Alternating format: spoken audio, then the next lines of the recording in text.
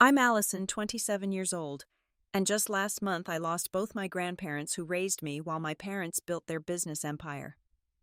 When Grandpa Harold's lawyer called me about the will, I never imagined I'd inherit $26 million. My relationship with my parents was already strained, but nothing prepared me for their reaction when they discovered Grandma and Grandpa left everything to me. Before I dive into this emotional roller coaster, let me know where you're watching from in the comments. Also, if you appreciate family stories that expose hard truths, please support this channel with a like and subscribe. Growing up, my grandparents' home was my actual home. From the age of 6, I lived with Harold and Martha, while my parents, Thomas and Jennifer, chased their business dreams. Their sprawling Victorian house in Connecticut became my safe haven, filled with the smell of Martha's apple pies and Harold's old books. My earliest memories aren't of my mother tucking me in at night, but of Grandma Martha reading me bedtime stories until I fell asleep. My parents started a tech company when I was young. They were brilliant entrepreneurs, but terrible parents. They'd drop by for an hour on Sundays, ask about my grades, and then spend the rest of their visit on business calls. By the time I was 8, I stopped expecting them to show up for school plays or soccer games. It was always Grandpa Harold cheering the loudest from the sidelines, his camera ready to capture every moment. Grandpa taught me to fish at the lake behind their house. He'd wake me up at dawn, pack sandwiches Martha made, and we'd sit for hours talking about everything. He told me stories about our family history, about how his own father came to America with nothing but $5 and a dream. "Money doesn't make you rich, Allie," he'd say, using his special nickname for me.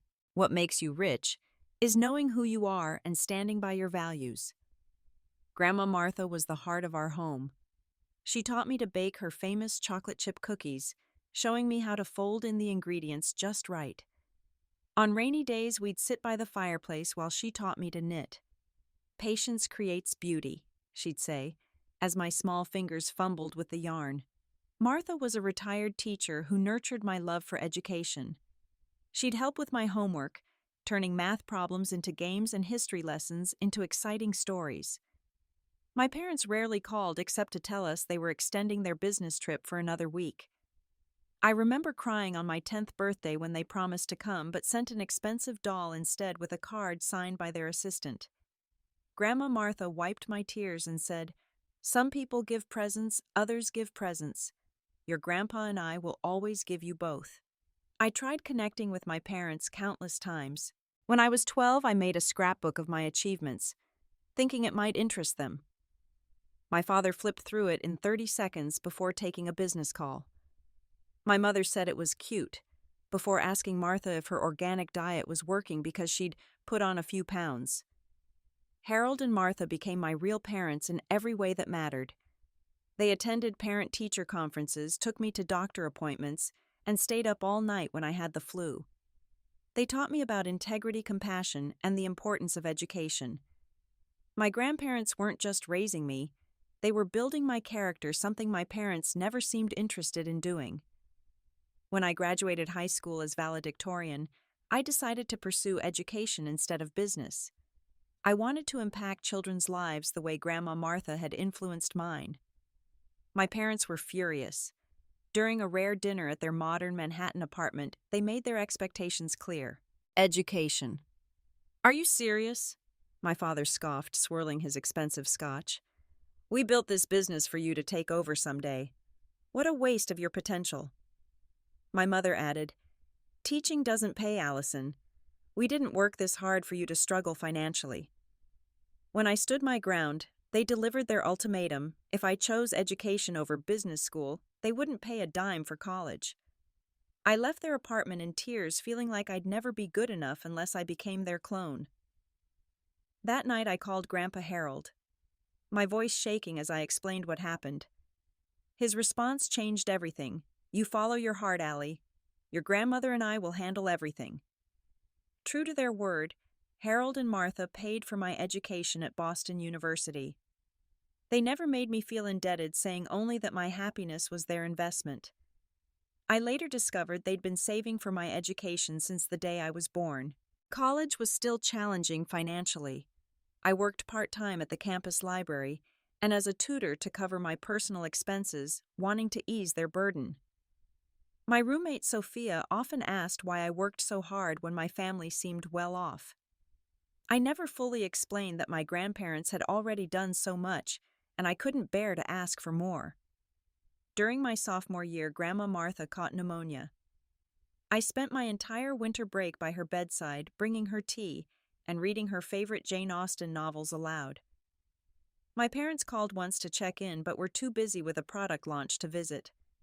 Harold and I took turns caring for her until she recovered, our bond growing even stronger through the ordeal.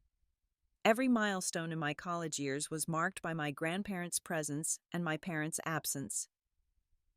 When I made the dean's list, Harold and Martha took me out for a special dinner. When I won a prestigious teaching fellowship, they drove 4 hours to attend the ceremony. My 21st birthday graduation first apartment. They were there for everything while my parents sent expensive gifts with notes that read, "Congrats, sorry we couldn't make it. Important meeting."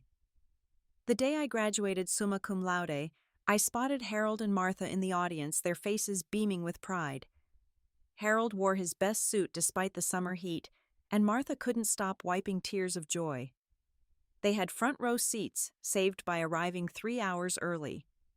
My parents texted that morning about an emergency board meeting they couldn't reschedule. At the graduation dinner, Grandpa Harold gave a toast that made everyone at our table emotional, to our Allison, who has always chosen wisdom over wealth and kindness over convenience. "You've made us prouder than you'll ever know." Martha added, "You're going to change children's lives, just like you've changed ours." That night, surrounded by their unconditional love, I didn't even notice my parents' absence. 2 years after graduation, while I was teaching 4th grade at an elementary school in Boston, I received the call that shattered my world. Grandpa Harold had suffered a massive stroke.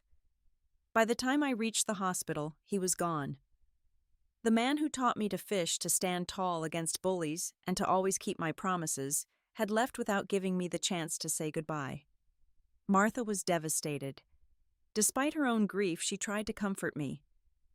"He was so proud of you, Allie," she whispered as we held each other in the hospital hallway.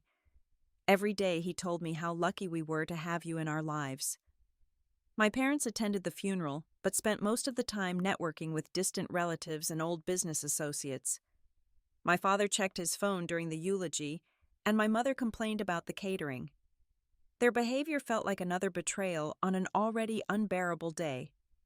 Without Harold, Martha seemed to lose her spark. She moved through their house like a ghost, touching his books and sitting in his favorite chair.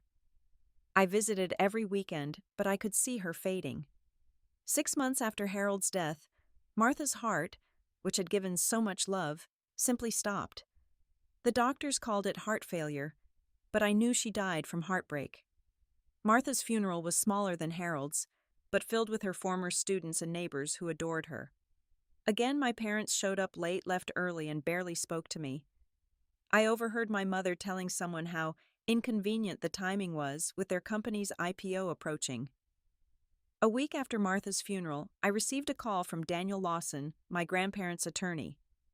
He requested a meeting at his office to discuss the will. I expected a small inheritance, perhaps some family heirlooms, and enough money to pay off my student loans. I never anticipated what happened next.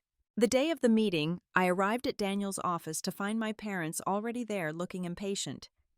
Daniel, a kind man in his 60s, who had been my grandparents' friend for decades, began reading the will. The room fell silent when he announced that Harold and Martha had left their entire estate, valued at approximately $26 million, to me. My parents' faces contorted with shock and rage. "This must be a mistake," my father interrupted. "My parents wouldn't cut us out completely." Daniel calmly pulled out a sealed letter written by my grandparents. As he read it aloud, their voices seemed to fill the room one last time. "To our beloved granddaughter Allison, we leave our entire estate, knowing you will honor our legacy with wisdom and compassion. To our son Thomas and his wife Jennifer, we leave our forgiveness for choosing ambition over family and the hope that this decision helps you understand what truly matters in life." Allison was not just our granddaughter. She was our daughter in every way that counts. The letter explained how they had watched my parents choose wealth over parenthood, how they had witnessed my heartbreak each time Thomas and Jennifer broke their promises, and how proud they were of the woman I had become despite these challenges. My father slammed his fist on the table. They weren't of sound mind. This will is invalid. My mother turned to me with cold eyes and said, "You manipulated them. You turned them against us." I sat frozen, overwhelmed by grief, gratitude, and the realization that the battle had just begun. 3 days after the meeting with Daniel, my parents showed up unannounced at my apartment. My father's luxury car looked out of place in my modest teacher's neighborhood. They didn't even wait for an invitation before pushing past me into my living room. "We need to talk about the money," my father announced, not bothering with pleasantries. $26 million is a significant amount, and you have no experience managing that kind of wealth. My mother nodded in agreement. "Your grandparents made a terrible mistake. That money was supposed to be our retirement fund.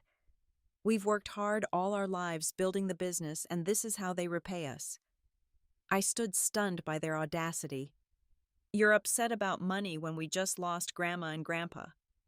They raised me while you were too busy for parenthood, and now all you care about is their money." My father's face reddened. "Don't be dramatic, Allison.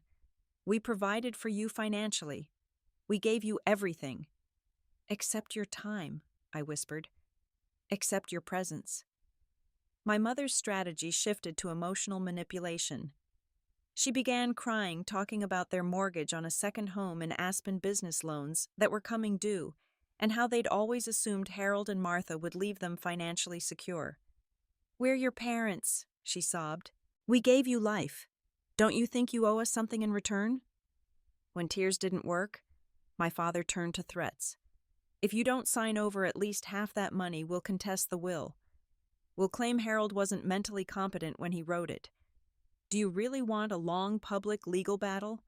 It will drain the estate and destroy what's left of this family."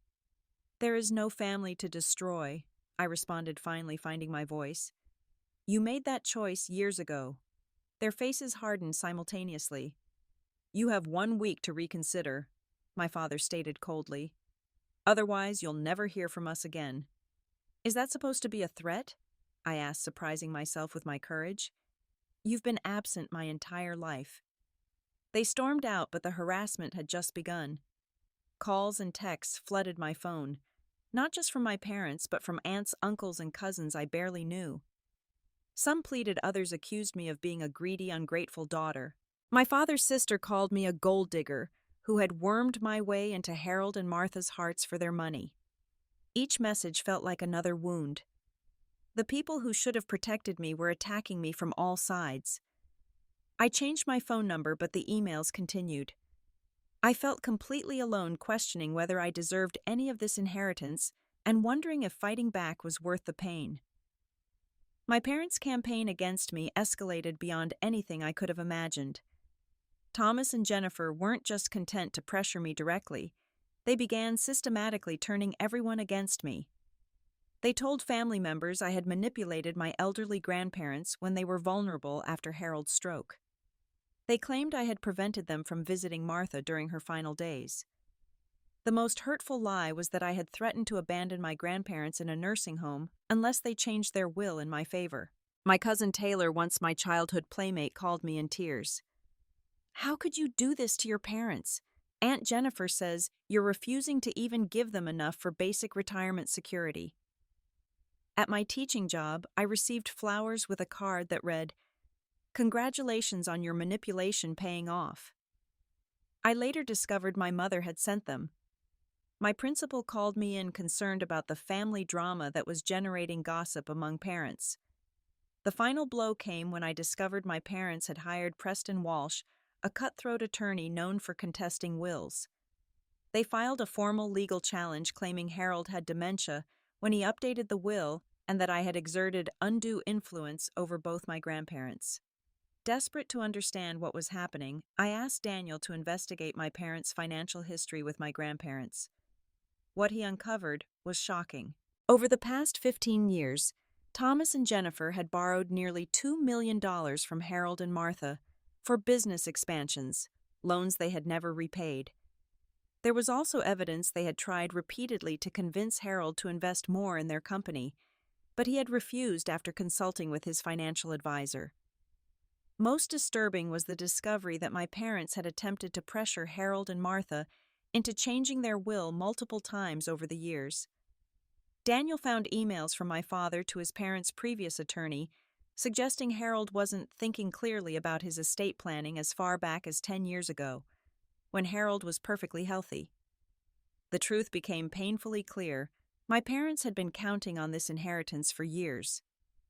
Their business wasn't as successful as they pretended, and they had accumulated significant debt maintaining their lavish lifestyle. The money wasn't about remembering Harold and Martha. It was about saving themselves from financial consequences. During a particularly heated phone call, my mother finally revealed the depth of her resentment. "Do you know what I gave up to have you?" she screamed. "My body, my career advancement, everything. And this is how you repay me. Sometimes I wish I had never given birth to you." Her words cut deeper than any knife.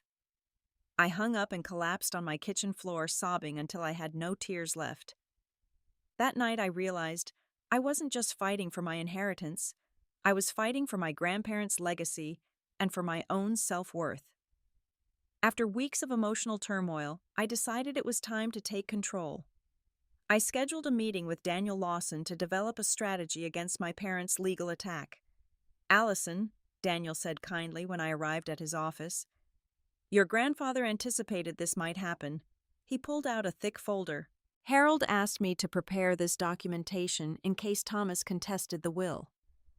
Inside were medical records proving Harold was mentally competent when the will was updated, including evaluations from 2 separate neurologists. There were also video recordings of Harold and Martha explaining their decision dated just 3 months before Harold's stroke. "Your grandfather was not only mentally sharp, but extremely thorough," Daniel explained.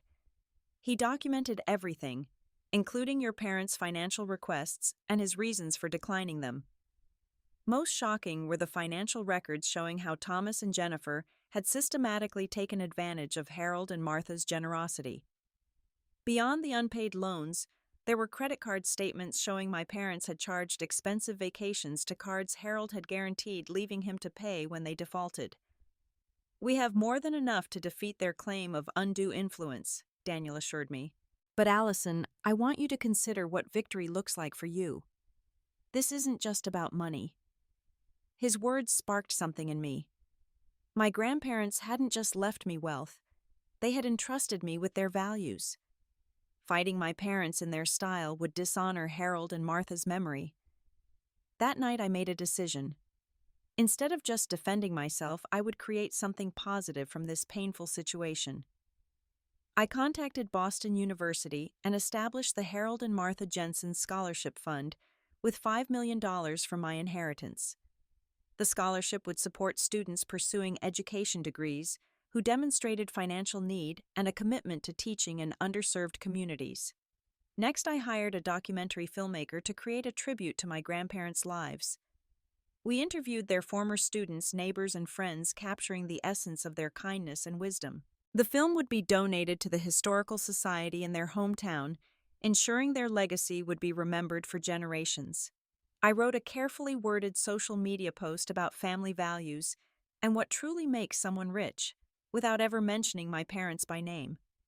The post went viral, with thousands of people sharing stories of the real parents in their lives who weren't necessarily biological. Finally, I established a nonprofit organization called Martha's Presence, providing companionship and support to elderly individuals without family. The organization quickly gained local media attention, with several news outlets interviewing me about the inspiration behind it. Without detailing my family drama, I spoke about how my grandparents taught me that being present is the greatest gift we can give. Each of these actions served dual purposes: honoring Harold and Martha while subtly countering my parents' narrative about me being greedy or manipulative. As news of my initiatives spread, relatives who had initially sided with my parents began reaching out, apologizing for their assumptions. My strategy wasn't about revenge. It was about truth legacy and turning pain into purpose, exactly what Harold and Martha would have wanted. The day of the court hearing arrived with an atmosphere of tense anticipation. My parents entered the courtroom with an air of entitlement, followed by their expensive attorney, Preston Walsh, who carried a briefcase that probably cost more than my monthly teacher's salary. My father nodded curtly in my direction, while my mother avoided eye contact entirely.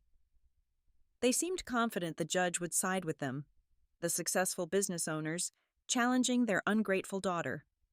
Preston began with a compelling narrative about elderly parents being manipulated by a calculating granddaughter. He painted Harold as a confused old man, and me as an opportunist who took advantage of Martha's grief after his death. "This is a clear case of undue influence," he argued smoothly. "The Jensens built a business empire while their parents cared for their daughter. Now that same daughter has stolen their rightful inheritance." When Daniel presented our evidence, the courtroom atmosphere shifted dramatically. He started with the video recordings of Harold and Martha. My grandfather's voice, strong and clear, filled the room. "I'm recording this statement of my own free will with full mental capacity as confirmed by my doctors. My wife Martha and I have decided to leave our estate to our granddaughter Allison, who has been our joy and comfort. Our son Thomas and his wife Jennifer chose careers over parenthood, which was their right. But choices have consequences. They chose money over family many times. Now we're choosing family over money." Next came the financial records showing the pattern of loans my parents had taken without repayment. Daniel presented emails where my father had pressured Harold for business investments, becoming increasingly aggressive when refused. The most powerful evidence was an album I had compiled of my life with Harold and Martha. Birthdays, graduations, holidays, spanning 20 years. The striking pattern was clear. My grandparents were in every important photo, while my parents were consistently absent. Former teachers and neighbors testified about how Harold and Martha had raised me attending school functions and caring for me during illnesses while my parents were traveling. My fourth-grade teacher recounted how Martha attended every parent-teacher conference while my mother called in from business trips. By the time Daniel finished presenting our case, my parents looked defeated. The judge didn't take long to make her decision dismissing their claim and upholding the original will. "The court finds no evidence of undue influence or mental incapacity," she stated firmly. "Rather, the evidence suggests Harold and Martha Jensen made a conscious, rational decision based on their life experiences." Outside the courthouse, my parents approached me one last time. My father's face was flushed with anger and embarrassment. "This isn't over," he threatened quietly. I looked at them both, really looked at them, perhaps for the first time. They seemed smaller somehow, diminished by their greed and the exposure of their true nature. "Actually, it is over," I replied calmly. "But I'm willing to help you both. I'll establish a modest trust for your retirement, but only if you acknowledge how you've hurt me and seek family counseling with me." My mother scoffed. "We don't need your charity. That money is rightfully ours." "No," I said softly. "What was rightfully yours was the chance to be my parents, and you gave that up a long time ago." I walked away feeling a strange mixture of sadness and liberation. The legal battle was won, but the emotional wounds would take longer to heal. In the months that followed, I focused on rebuilding my life. I took a sabbatical from teaching and traveled to places Harold and Martha had always wanted to visit. In Florence, standing before Michelangelo's David, I felt Grandpa Harold's presence, remembering how he'd shown me pictures in art books and promised someday we'd see it together. During my travels, I met Jake, a kind architectural historian who listened patiently to stories about my grandparents without judgment about my family situation. Unlike previous relationships, where I'd hidden my family drama with Jake, I shared everything. His own experience with difficult family dynamics helped him understand my journey. When I returned to Boston, I used part of my inheritance to establish a progressive preschool named Harold and Martha's Little Scholars. The school embodied my grandparents' educational philosophy that learning should be joyful, compassionate, and accessible to children from all backgrounds. We reserved 30% of spots for scholarships, ensuring economic diversity. My parents never accepted my offer of reconciliation. I heard through family that their business eventually failed, and they downsized from their mansion to a still comfortable condo. Sometimes I feel a pang of sadness thinking about what might have been, but I've learned that family isn't always defined by blood. The greatest gift my grandparents gave me wasn't the money. It was the understanding that true wealth comes from how we treat others and the difference we make in the world. Their love taught me resilience, and their absence taught me compassion for children who feel unseen. I've found peace in carrying forward Harold and Martha's legacy through education, kindness, and being fully present in the lives of those I love. Sometimes the family we choose brings more healing than the family we're born into. What would you do if you were in my position? Would you have tried to reconcile with parents who only showed interest when money was involved? Have you ever had to stand your ground against family pressure? Share your thoughts in the comments below. If this story resonated with you, please subscribe to hear more real-life experiences, and remember to hit that like button. Your support helps these stories reach others who might be going through similar situations. Thank you for listening, and remember, sometimes the hardest choices lead to the most beautiful new beginnings.